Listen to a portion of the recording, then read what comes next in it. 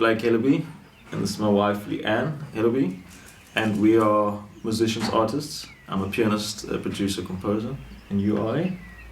Singer-songwriter? Yeah. Lockdown hit everyone, you know, all industries, and obviously the arts was one of the biggest industries impacted. Besides it being really rough, it was also quite frustrating because we were in the process of like trying to eliminate debt. And then we just racked up even more. You know? So that was frustrating on the offset. But in terms of how we got through, you know, we've been very, very blessed, and we managed to get by with the help of friends and family. And if it wasn't for that, you know, we wouldn't still be, you know, might be in a very different way. So we're really grateful for all of those people that was there. But also in terms of music, I feel like COVID was a blessing, to be honest. It gave us time. You know, life is so fast. Life is so fast, and life is so, we do so much. And someone like me, my interest in music is about helping other people. In terms of production, accompanying is my passion, and so it's about other people, like working with other artists, singers, musicians, whatever, and then building their brand. And so I've been spending a lot of time developing that and forgetting about my first love in music, which is the piano, and refinding that joy and that love was really exciting, and it really did get me through when I started practicing again. I found it healing. I found it, you know, the times when I was feeling really, really down and out and beaten. When I would I didn't always turn to the piano, but the times I did, it was the most healing feeling that I could feel. It was the most natural thing for me. I talk a lot, but talking isn't my best means of expression. You know, it's actually music. When I can remove myself and my wants as an artist, like ego, and just perform, that it is my purest form of expression as an individual. And just going back to that and realizing, like, trying to find the spiritual side of music again has been a very exciting journey. And so I'm grateful for that. That stop, that cut, that like everything's gone, what you used to live. And you're like, you know, where do you go? And then refinding that gave us time that we thought we didn't have when we were extremely busy, and so that stop really gave us time to rethink things and strategically do better. I think it was our most pressing time. It was the most difficult time for us, but the best time, I think. I mean, even having COVID, both of us, like at different times, even that difficulty and the challenging times. I mean, having COVID with no medical aid, because we both obviously lost work. We couldn't have done it without the people that came around us in those times, and most importantly, God. It's been life-changing for me to have never wavered on like our belief and our faith, and we just knew that God was just going to carry us through. I don't think there was a time that we doubted that, and that was the beautiful part for me. Normally what you turn away from God in a time of trouble sometimes, you know, when things get too hectic, and when the losses are just to the extreme that it was for us. It could have been so different had we not had each other as encouragement, and standing on his word and his promises, and knowing that he will take us through, and he did. I won't lie, like there was times I wanted to give up. I was like, what is the point?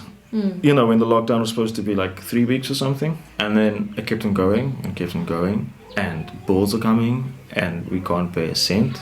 You know, we you know, like the Levita Foundation supported many jazz musicians, and we were lucky to get, but it just wasn't enough. You know, there was times I was just like, you know what, let's just give up. Let me go live in my parents' house and play games all day. That kept on my mind way more than once. It was extremely hard, you know, but I feel like those moments came to me regularly, but I think this the effectiveness of how much I've been able to do in this time, and how much I've been able to grow personally, my relationship with God, my relationship with people, my relationship with music, was because of how quickly I was able to shun that feeling. I know it sounds crazy, but I don't regret going through the worst time of our life. You know, we've lost so much. We're in the most debt we've ever been in.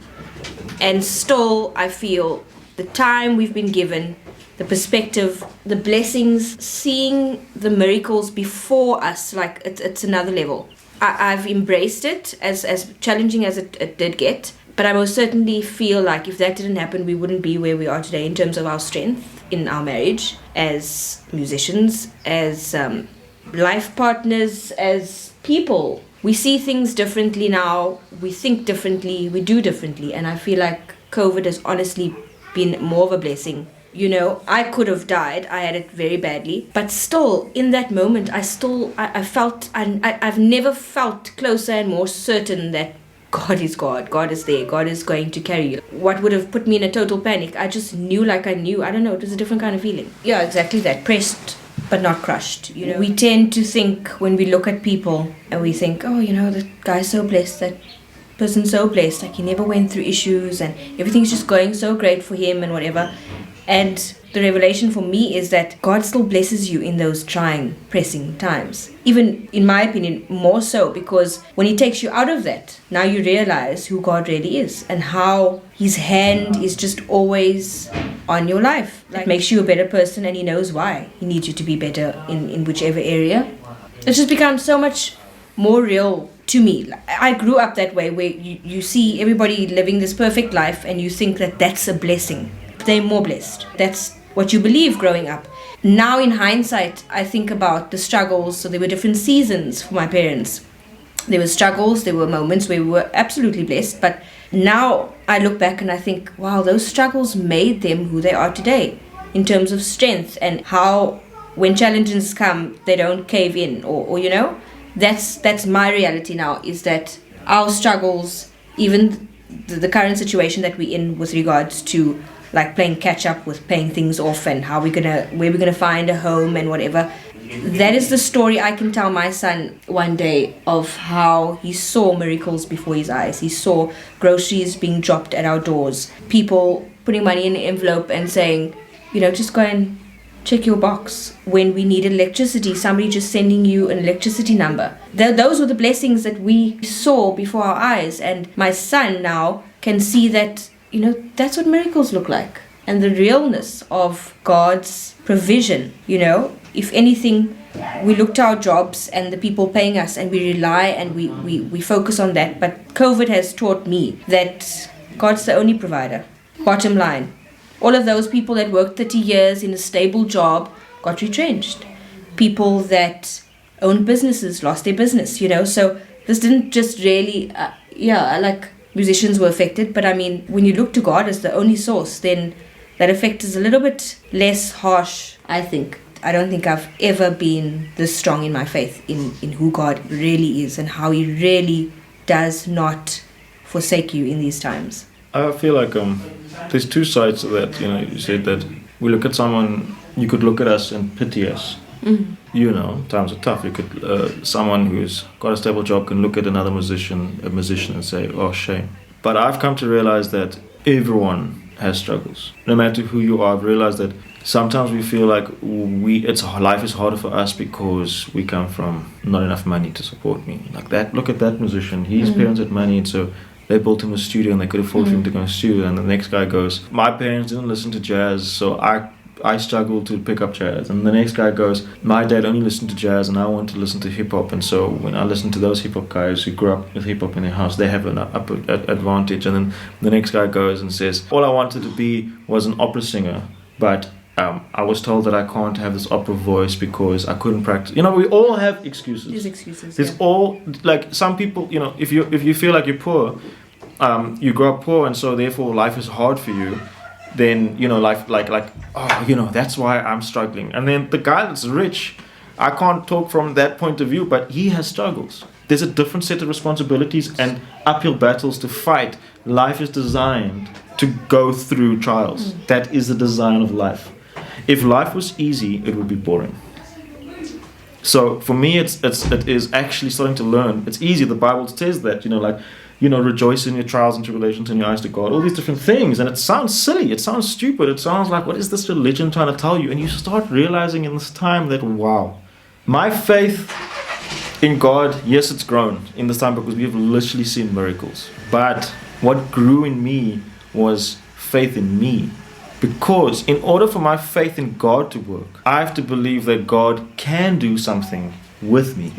Yeah. Because it's through His power and His grace and His ability to give me the connections and to put these things that are dropping in our laps now, like ridiculous. It's amazing. It's beautiful. The testimonies are great. But I have to at least then be able to feel that I can fulfill those things that God has given me. There has to be a belief in me. I believe that God gives you To tests. walk in that confidence. Not to test you, but for you to realize that you can pass the thing. He has the belief in you. The ability is in you to do whatever you want to do. You have to believe in yourself. And when you're able to believe in yourself, because there's people that can believe in themselves and not believe in God and be successful, there's a template for success. It's hard work and self-belief. But when you can believe in success and God, there's a different type of reward. That music that transcends notes and turns into spirituality, there's this other thing, this conduit being. When you're able to do that, that's when music transcends. So then again, self-belief, you can be an amazing musician, you can just be super impressive. But the musicians that moved acknowledged a higher power. Yeah. You have to believe in yourself and God, and then that thing transcends, no matter what industry you're in. But it's not an egotistical self-belief and going, I am fully there's a fine line. Yeah. You've got to be careful with that. Yeah, but it's that for me is that we all have struggles. If you can learn to just go, wow, okay, you know what's happening to me now? That thing goes, I say it all the time now. Everything happens for a reason. When I started saying that more and more regularly, what you start realizing is you are like imprinting it. So what happens is every time I say it these days, this problem comes, whatever it is. Flop, we need to pay the water. How's it going to happen? Everything else for a reason. Clicks. Oh, do this, and then remember that thing? You need to do that, and then there's the money. Or here's the thing. Or the guy phones. Or something happens. You start realizing, okay, here's a problem. I can't do this now. I had to do this. Got cancelled because of this. Everything happens for a reason. And because I say that, so then my brain starts going, well, there must be something that replaces this. And then every single time it was something else replaced that I needed to actually be there. Do you know what I mean? God stopped this so that this could happen. Or I don't know, you can call it what you want, but my brain wave has started going, there's a reason for everything, and I can make the most out of every single situation. That's what COVID's taught me. And it's changing my life, because now there's no moments of going, oh, that lasts more than 10 minutes. I'm not going to lie, it's cool. Like I say. No, you get those moments. Those moments you just like flip. Yeah, but when you just go, okay, cool. This is the current struggle. This is the current thing. I need to get over this. Everything else, okay. Set my mind to the solution and not the problem. That's what the Bible's going to teach you. Turn your eyes to God, the solution, not the problem. That's the practicality of it. We can be spiritual about it, but there's a practicality to it. Success is a blueprint. The amount of successful businessmen, if you look at their things that they did, you can actually find them roots in biblical scriptures, whether or not they believe in that. Yeah. There's a. It always goes back to that. There's a template for success. I used to think that I was cool. Like, my friends would have a day job. You're a lawyer, or you're a whatever. Specifically people that work in like businesses where there's a boss that makes more money. And I'm going, you work a 9 to 5, you may or may not love your job, but you're working for someone else to make you rich, and you're sitting in this thing doing it every day, and da. And I'm a musician, I work for myself, and I play gigs, and I have fun, and which is all true. But then I started realizing in COVID, I was like, wait, all those gigs I did, no matter how much money they paid, when it came to corporates and weddings and parties and restaurants, I was working for someone else to be rich. So a guy does a 50th birthday, and he has a band there to prove that he's rich to his friends. And so he pays us nicely, but all we're doing is just enforcing the fact that he can afford to do that. Do you know what I mean? We didn't need to be there. So we got paid to waste our time to get money, right? Now, don't get me wrong, these gigs are important because there's skills to learning these things about like etiquette in different environments. Cool. Like I'm not saying that, but I just realized I was the same thing that I was feeling that I was better than. Same thing. We pity this guy. Oh, you have a day job, and I don't. I'm doing the same thing that they're doing. I realized I was doing exactly what I thought I wasn't, in a different form. And I started going, why am I not working on me? Why am I doing everyone else? I play for this one, I play for this one. And when last did someone see a Leigh-Ann Hellaby gig? I was going, jeepers, man. I have students that have done more gigs under their name than I have. Do you know what I mean? And I was going, no, man, things have to change. This cannot happen. And I come out to the other side of this and be the same person. I have to change the way that I think about gigs. I have to change the way that I think about making money. I realized one stage, I went to God, I said, I don't know how to make money. I have no idea how to make money. I was about to give up. It was one of those days when I was like basically crying. I said, everything you're doing is just not working. Yeah, like I'm paying like these monthly rental things for plugins from production, this hope of becoming a producer, you know, this dream that I have. God told me to. It was like this thing, and I had no money, and I couldn't pay for this thing. It bounced. So now I'm going, okay, I don't have plugins. I said, God, I clearly realized I do not know how to make money. I'm terrible at making money. So this is what I'm going to do then. And I was sitting there for a little while, kind of moping, and kind of talking to God, kind of angry. And I said, okay, you know what? This is what I can offer you.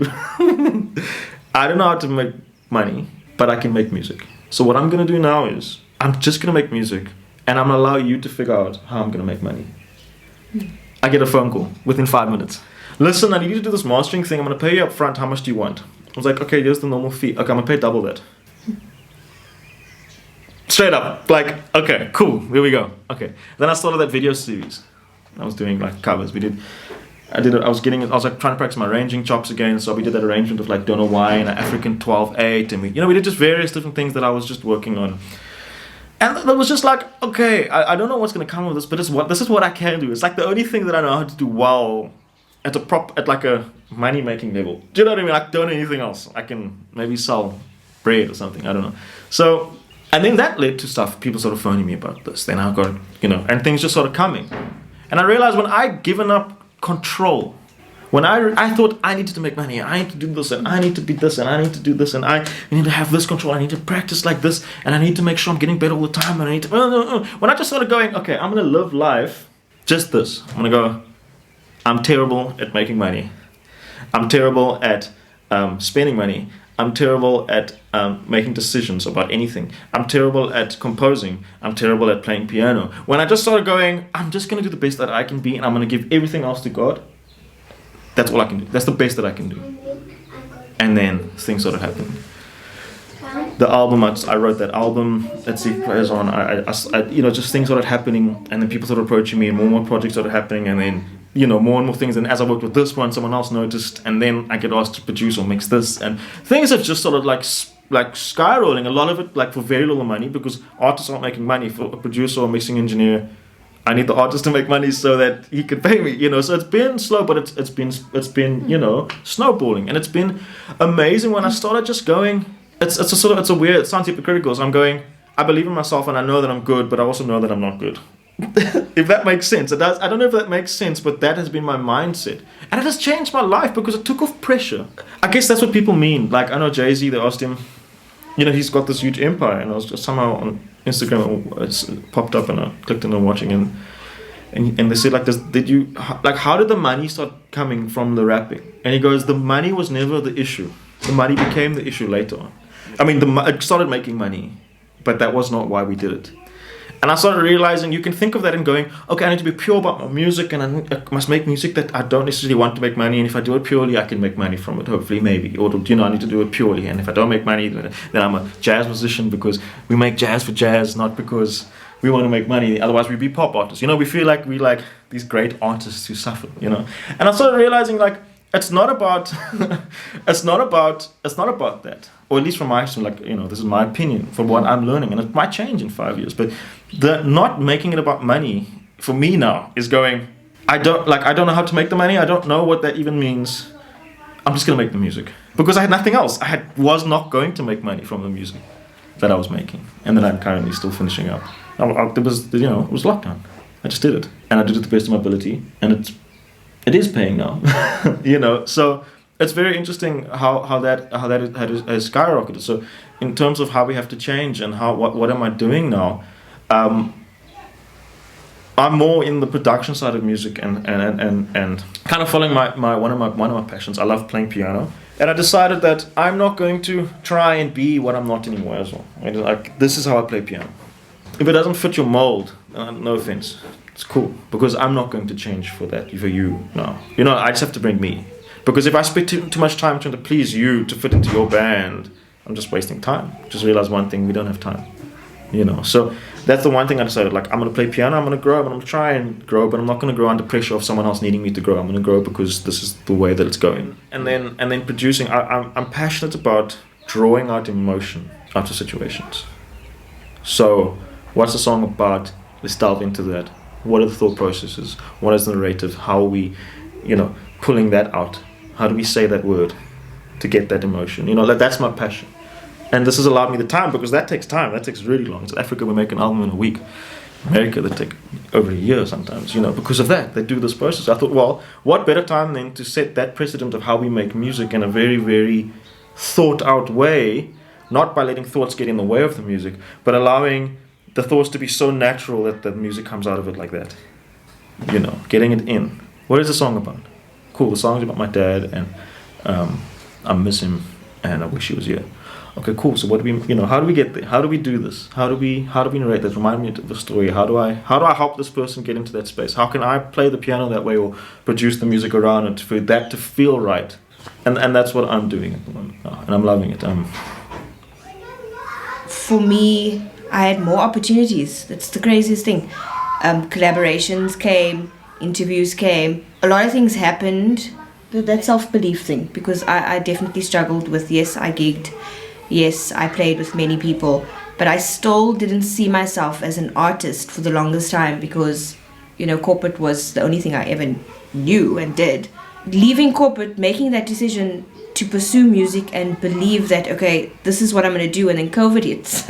That made me sit back, and I really thought, like, now, if I continue to choose music, then I'm really choosing it because that is what I want to do, because now there was no reward yet, you know, because we weren't doing music. We couldn't gig. We couldn't go and do what I thought I was giving up work to do, you know.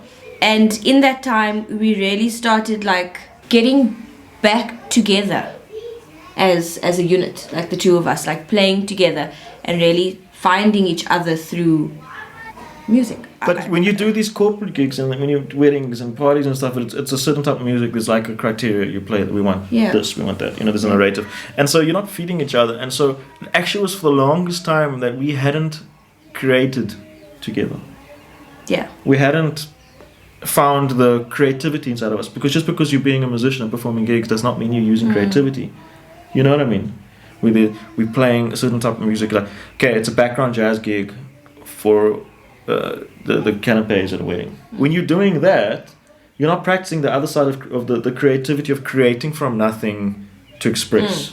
And we hadn't done that in a very long time. Yeah. So that was cool. That was the beautiful part of it, is that creating together again helped us get back together again in terms of a unit and this team. And it's the hardest thing. The hardest thing, like marriage is hard, but working with your husband and performing with your husband and learning from your husband, like, it's a lot of husband, you know. And like, it's hard, and if marriage is not hard enough, I mean, working together, creating together, separating husband from producer, from teacher, that was where I had to learn to really see Blake now. Okay, he's my producer, I'm not seeing husband anymore, so the offense is different, and this is my husband now, so you can be husband. And then teacher, we locked heads in the beginning of lockdown because we hadn't done it for so long. Being my teacher, for me to receive from a teacher and not see the husband in him was hectically difficult. And like, we are still on that, like, God is humbling me to no end, like, where you just gotta sit and forget, like, wow. But it's beautiful, like that even talking about it now, I'm like, wow, like, that is actually it's the reason why we're together. I don't see it any other way, like us not doing music, you know. Like, I've fallen in love with music and him more, you know. And you know what I mean? Like, yeah, it's just, it's beautiful, like, that we get to do what we do every day, and it's what we love. And you wake up with this sense of, like, you come down and you're like, you know, waking up is a different kind of wake up, because I get to work, like, I get to journey with him, and wow, you know, what a journey it's been. Yeah. And that's where we're at now. That's where I'm at, like, discovering myself as an artist, discovering myself, believing in myself, believing in the music that's in me, and the ability, like, together we just bring that out, and he understands me and I understand him, and it's just this beautiful collaborative thing that God has honestly really kept together. And yeah, it's been good and hard.